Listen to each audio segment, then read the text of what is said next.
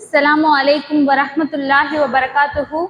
इन्नल हम्दुलिल्लाह नहमदुहु व नस्तईनुहु व नस्तगफिरुहु व नऊदु बिल्लाहि मिन शुरूरि अनफुसिना व मिन सय्यिआति अअमालिना।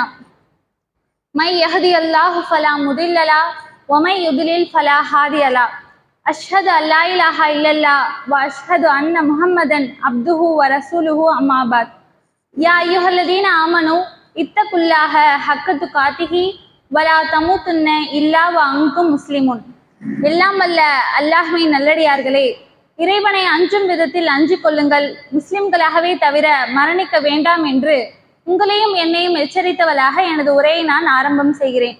உங்கள் முன் எனக்கு வழங்கப்பட்டுள்ள தலைப்பு தர்மத்தின் சிறப்புகள். இஸ்லாத்தில் ஏராளமான நற்காரியங்களையும் நற்பண்புகளையும் போதித்த அல்லாஹ்வின் தூதர் ஸல்லல்லாஹு அலைஹி வஸல்லம் அவர்கள் அதற்கு சிறந்த ஒரு முன்மாதிரியாக வாழ்ந்து காமிச்சிருக்கிறாங்க. அவற்றுள் மிக முக்கியமானதுதான் இந்த தர்மம். தர்மம் தலை காக்கும் அப்படின்னு சொல்லுவாங்க. அது எப்படி தலை காக்கும் அப்படிங்கிறத நம்முடைய மார்க்கம் நம்மளுக்கு தெளிவாக வழிகாட்டக்கூடியதாக இருக்கு. இந்த தர்மம் அப்படின்னா என்ன? அல்லாஹ் நம்மளுக்கு கொடுத்திருக்கக்கூடிய அருட்கொடைகளையும் பொருளாதார செல்வத்தையும் நல்வழியில செலவு செய்ய வேண்டும். எப்படி நல்வழியில செலவு செய்யறது? அல்லாஹுடைய பாதையில செலவு செய்யக்கூடியவர்களாக இருக்கணும். அல்லாஹ் எப்படி அதை செலவு செய்யணும்னு சொல்றானோ அதன் அடிப்படையில நம்ம செலவு செய்யக்கூடியவர்களாக இருக்கணும். தர்மம் அப்படிங்கிறது மற்ற எல்லா இபாதத்துகளை விட சிறப்பு வாய்ந்ததாக இருக்கு. தொழுகையை நம்ம எடுத்துக்கிட்டோம் அப்படின்னா தவறான எண்ணங்களை விட்டும் வெட்கக்கேடான காரியங்களை விட்டும் தடுக்கக்கூடியதாக இருக்கு. நோன்பு இறை அச்சத்தை பெற்று தரக்கூடியதாக இருக்கு. இது மாதிரி தொழுகை, நோன்பு, ஹஜ்ஜு இது எல்லாமே ஒரு தனிநபர் அடையக்கூடிய நன்மையாக இருக்கு. ஆனா இந்த தர்மத்தை பொறுத்த வரைக்கும் அதை கொடுக்கறவங்களுக்கும் நன்மை ஏற்படுத்துறாங்க.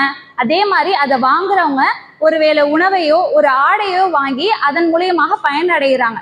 இதை பற்றி அல்லாஹ் தன் திருமறை குர்ஆன்ல 8வது அத்தியாயம் 3வது வசனத்துல அல்லாஹ் சொல்றான், அல்லதீன யுகீமூன ஸலாத்த வ மிம்மா ரஸக்னாகும் யுன்ஃபிகூன். ஒரு இறை நம்பிக்கையாளர் எப்படி இருப்பாங்க அப்படின்னா அவர்கள் தொழுகையை நிலைநாட்டுவார்கள், மேலும் நாம் அவர்களுக்கு வழங்கியவற்றிலிருந்து நல்வழியில் செலவு செய்வார்கள். அவர்கள் தான் ஒரு உண்மையான முஃமினாக இருக்கிறாங்க. இப்ப தர்மம் அப்படின்னா என்ன அப்படின்னு பார்த்துட்டோம். இப்ப இந்த தர்மத்தை யாரெல்லாம் கொடுக்கணும்? தர்மம் கொடுப்பது ஒவ்வொரு முஸ்லிமின் மீதும் கடமையாக இருக்கு. வறுமை, நடுத்தரம், செல்வ செழிப்புன்னு இந்த மாதிரி எந்த ஒரு நிலையில இருந்தாலும் நம்ம என்ன பண்ணணும்? தர்மத்தை கொடுத்தே ஆகணும். அல்லாஹ் தன் திருமறை குர்ஆன்ல சொல்லும் பொழுது வசதி உள்ளவர் தனது வசதிக்கேற்ப செலவு செய்யட்டும். இப்போ ஒருவருக்கு அல்லாஹ் அளவோடு தான் அந்த செல்வத்தை கொடுத்திருக்கிறான் அப்படின்னா அதற்கேற்ப என்ன பண்ணணும்? அவங்க செலவு செய்ய வேண்டும். ஒரு மனிதனுடைய சக்திக்கு உட்பட்டே தவிர அவர்களை அல்லாஹ் சிரமப்படுத்த மாட்டான். இப்போ இதுல இருந்து நம்மளுக்கு என்ன புரியுது அப்படின்னா தர்மம் அப்படிங்கிறது ஒரு வரையறை கிடையாது. நீங்க இவ்வளவுதான் கொடுக்கணும், ஒரு நாளைக்கு 100 ரூபா தான் கொடுக்கணும், ஒரு நாளைக்கு 50 ரூபா கட்டாயம் கொடுக்கணும் அப்படிங்கிறது கிடையாது. இதன் மூலியமாக கூட அல்லாஹ் என்ன பண்றான்? நம்மள சோதிக்கிறான். இப்ப நீ உன்னுடைய மனப்பான்மை எவ்வளவு இருக்கு, நீ எவ்வளவு தர்மத்தை கொடுக்குற அப்படின்னு நம்மளே சோதிக்கக்கூடியவனாக இருக்கிறான். இந்த தர்மத்தின் மூலியமாக ஏராளமான நன்மைகளையும் சிறப்புகளையும் நம்ம பெற்றுக்கொள்ளலாம். செல்வம் இருந்தா தான் நம்மளால தர்மம் செய்யணுமா அப்படின்னு கேட்டா கிடையாது. சக மனிதர்களை பார்த்து புன்னகைப்பது கூட ஒரு தர்மம் என்று சொல்லக்கூடிய அளவுக்கு அழகிய மார்க்கத்துல நம்ம இருக்கிறோம். ஜும்மாவுடைய தினத்துல குளித்து விட்டு நறுமணம் பூசிக்கொண்டு தொழுகைக்காக எடுத்து வைக்கக்கூடிய ஒவ்வொரு அடிக்கும் அல்லாஹ் அந்த தர்மத்துடைய கூலியை தரேன்னு சொல்றான். இன்னும் அந்த ஜும்மாவுடைய நேரங்கள்ல அடையும் பொழுது முதல் நேரங்கள்ல அடைபவருக்கு ஒட்டகத்தை தர்மம் செய்த நன்மையும், 2வது நேரங்கள்ல வருபவருக்கு மாட்டை தர்மம் செய்த நன்மையும், 3வது நேரங்கள்ல வருபவருக்கு ஆட்டை தர்மம் செய்த நன்மையும், 4வது நேரங்கள்ல வருபவருக்கு கோழியை தர்மம் செய்த நன்மையும், 5வது நேரங்கள்ல வருபவருக்கு அதன் முட்டையை தர்மம் செய்த நன்மையும் கிடைக்குது அப்படின்னு அல்லாஹுடைய தூதர் ஸல்லல்லாஹு அலைஹி வஸல்லம் அவர்கள் சொல்லக்கூடியதை நம்ம பார்க்கிறோம். அப்ப இவற்றையெல்லாம் தர்மம் செய்து இறை நெருக்கத்தை பெற்றுக்கொள்ளுங்க. ஒரு மனிதர்கிட்ட இறை நெருக்கம் வந்துருச்சு அப்படின்னா அந்த மனிதருக்கு வாழ்க்கையில எதுவுமே தேவை கிடையாது. கவலை இருக்காது, துக்கம் இருக்காது, எந்த ஒரு விஷயத்திலுமே குழப்பம் இருக்காது. இறை நெருக்கம் நம்மளுக்கு கிடைச்சிருச்சு அப்படின்னா இப்போ மன நிம்மதியான ஒரு வாழ்க்கைய நம்ம வாழலாம். ஆனா இன்னைக்கு நம்ம ஜும்மாவுடைய தினத்துல பார்த்தோம் அப்படின்னா அந்த ஜும்மாவுடைய நேரம் முடிஞ்சு இமாம் மிம்பர்ல ஏறினதுக்கு அப்புறமா இமாம் அந்த குத்துபா உரையெல்லாம் முடிச்சுட்டு தொழுகை ஆரம்பிக்கக்கூடிய நேரத்துல தான் எத்தனையோ மக்கள் கூடி வரக்கூடியதை பாக்குறோம். அப்ப சின்ன சின்ன விஷயத்துல கூட அல்லாஹ் ஏராளமான நன்மையை வச்சிருக்கிறான். அதை கூட நம்ம என்ன பண்ண மாட்டேங்கிறோம், அலட்சியப்படுத்துறோம். அதற்காக விரைந்து நம்ம வந்துட்டு செல்ல மாட்டேங்கிறோம். இப்ப நம்ம தர்மமே கொடுக்கணும் நம்மளே நினைச்சா கூட ஷைத்தான் என்ன பண்ணுவான், அதை வழிகெடுக்கக்கூடியவனாக இருக்கிறான். ஷைத்தானுடைய வேலையே அதுதான். அல்லாஹ் அதற்கான ஒரு அழகிய உதாரணத்தை திருக்குறான்ல அல்லாஹ் சொல்றான். நீங்க அல்லாஹ்வுடைய விஷயத்துல ஒரே ஒரு தானியம் வந்துட்டு செலவு செய்யறீங்க. ஒரே ஒரு தானியம் தான் நம்ம கொடுக்குறோம். அது 7 கதிர்களாக மாறி அந்த ஒவ்வொரு கதிர்லையும் 100 நெல்மணிகளை அல்லாஹ் விளைக்க செய்யறானாம். அப்போ ஒரே ஒரு தானியத்தை தான் நம்ம கொடுத்தோம். அல்லாஹ் நம்மளுக்கு கொடுக்கும் போது எவ்வளவு கொடுக்குறான், 700 நெல்மணிகளை நம்மளுக்கு கொடுக்குறான். இப்போ அல்லாஹ் தாராளமானவனாக இருக்கிறான்.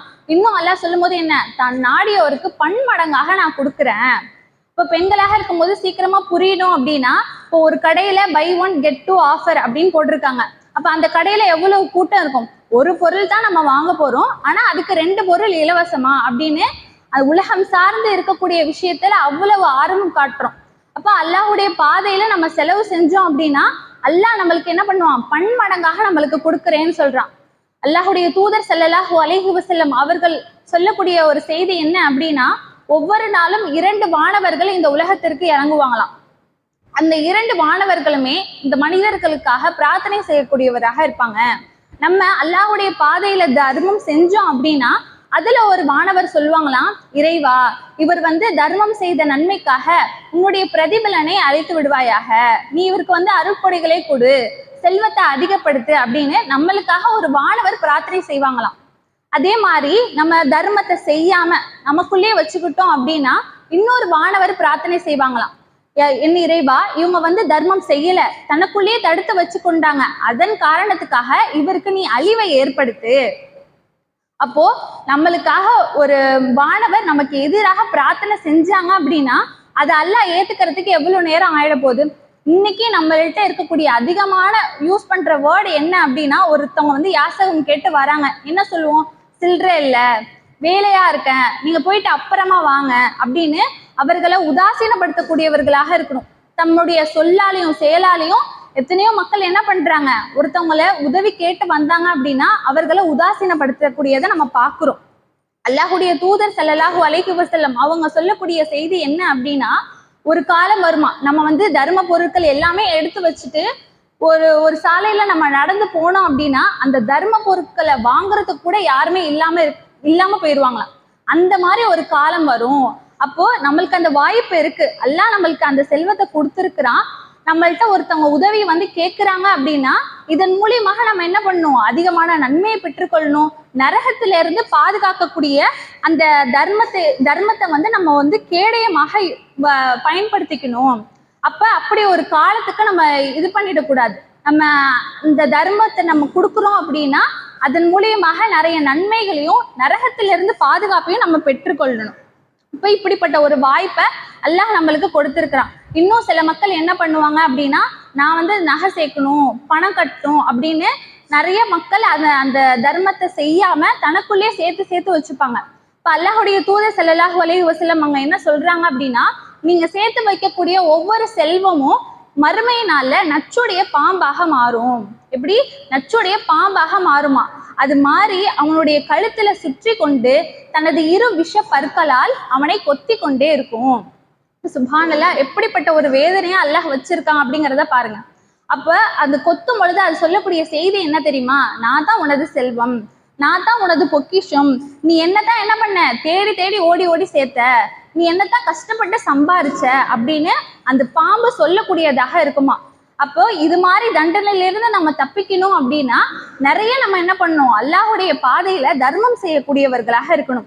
அல்லாஹ்வுடைய தூதர் ஸல்லல்லாஹு அலைஹி வஸல்லம் அவங்க சொல்றாங்க, இத்தகுன் நார வலவ் பிஷிக்கின் தம்ரா, பேரிச்சம்பழத்தின் ஒரு துண்டையாவது கொடுத்து நீங்க என்ன பண்ணுங்க, நரகத்தில இருந்து பாதுகாத்து கொள்ளுங்க. நம்ம என்ன பண்றோம், ஆடம்பரமா வாழணும், மற்றவங்களோட நம்ம வசதி வாய்ப்போட இருக்கணும் அப்படின்னு நிறைய விஷயங்கள் என்ன பண்றோம், உலகத்துக்காகவே நம்ம செலவு பண்றோம். அல்லாஹ்வுடைய பாதையை விட்டு நம்ம என்ன பண்றது இல்லை, அந்த செல்வத்தை திருப்புறதே கிடையாது. அப்போ இப்படிப்பட்ட ஒரு மக்களாக நம்ம இருக்கக்கூடாது. அல்லாஹ் நம்மளை பாதுகாக்கணும். இப்ப நம்ம என்ன நினைப்போம் அப்படின்னா, இப்ப வயதுல இருக்கும் போது நிறைய சேமிச்சு வைக்கணும், நிறைய நம்ம அனுபவிச்சுக்கணும் அந்த காசை வச்சு. வயதானதுக்கு அப்புறம் நம்மளுக்கு மரணம்லாம் வரும் பொழுது நம்ம என்ன பண்ணணும், அந்த தர்மம் செய்யணும் அப்படின்னு நினைப்போம். அல்லாஹ் தன் திருமறை குர்ஆன்ல 63வது அத்தியாயம் 10வது வசனத்துல அல்லாஹ் சொல்றான், வன்ஃபிகு மிம்மா ரஸக்னாக்கும் மின் கபலி ஐயதி அஹதுக்குமுல் மவுத்.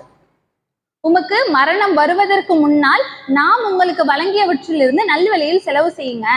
அப்போ மரணம் நம்மளுக்கு எப்போ வரும் அப்படிங்கிறது தெரியாது. அதுக்கு முன்னாடியே நம்ம என்ன பண்ணணும், அல்லாஹ் நம்மளுக்கு கொடுத்துருக்கிறான், அல்லாஹ் இந்த வாய்ப்பை நம்மளுக்கு கொடுத்துருக்கிறான் அப்படின்னா அதிகம் அதிகம் நம்ம என்ன பண்ணணும், அதை அல்லாஹுடைய பாதையில செலவு செய்யக்கூடியவர்களாக இருக்கணும்.